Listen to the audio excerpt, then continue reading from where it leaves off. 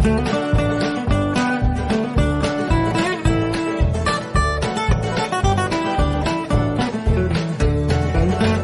ആഴ്ചയിലെ ചിന്ത: നാം എല്ലാം വ്യത്യസ്തരാണ്.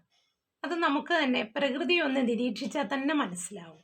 കാരണം കുയിൽ പാടുന്നു, മയിൽ നൃത്തം ചെയ്യുന്നു, മാൻ ഓടുന്നു, മീൻ നീന്തുന്നു. ഇതിൽ നിന്നെല്ലാം മനസ്സിലാവും ഓരോ വ്യക്തിയുടെ ഉള്ളിലും ഓരോ കഴിവ് ഒളിഞ്ഞിരിപ്പുണ്ട്. അത് എന്താണ് എന്ന് കാണാൻ ശ്രമിക്കാതെ പലപ്പോഴും നാം ചെയ്യുന്നത് മറ്റുള്ളവരെ അനുകരിക്കാൻ ശ്രമിക്കും, എന്നിട്ട് നിരാശപ്പെടും.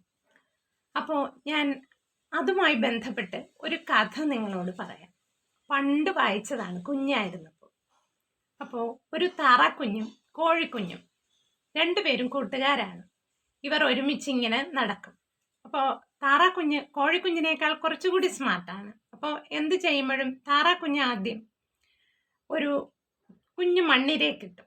അപ്പോൾ താറാക്കുഞ്ഞ് പറയും, എനിക്കൊരു മണ്ണിരയെ കിട്ടി എന്ന് പറഞ്ഞ് അതിനെ കൊത്തിയെടുക്കും. ഉടനെ കോഴിക്കുഞ്ഞ് അതിൻ്റെ ഒരറ്റത്ത് ചെന്ന് പിടിച്ചിട്ട് ഞാനും എന്ന് പറയും. അടുത്ത് വീണ്ടും താറാക്കുഞ്ഞ് ഇങ്ങനെ സഞ്ചരിക്കും, മണ്ണിങ്ങനെ മാന്തും. ആ സമയത്ത് താറാക്കുഞ്ഞ് പറയും, മണ്ണ് മാന്തി ഇങ്ങനെ എടുക്കാം, നമുക്ക് പുഴുക്കളെയൊക്കെ എടുക്കാം. അപ്പോൾ എന്താ ചെയ്യുന്ന കോഴിക്കുഞ്ഞ്, ഞാനും എന്ന് പറഞ്ഞ് അത് ചെയ്യും.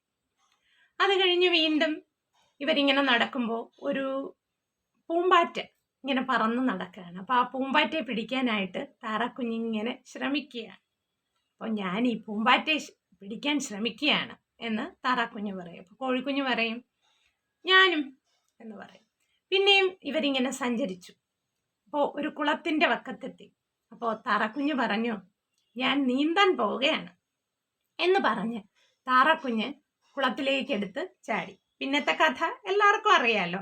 കോഴിക്കുഞ്ഞ് എന്ത് പറഞ്ഞു, ഞാനും എന്ന് പറഞ്ഞ് കോഴിക്കുഞ്ഞും എടുത്ത് ചാടി.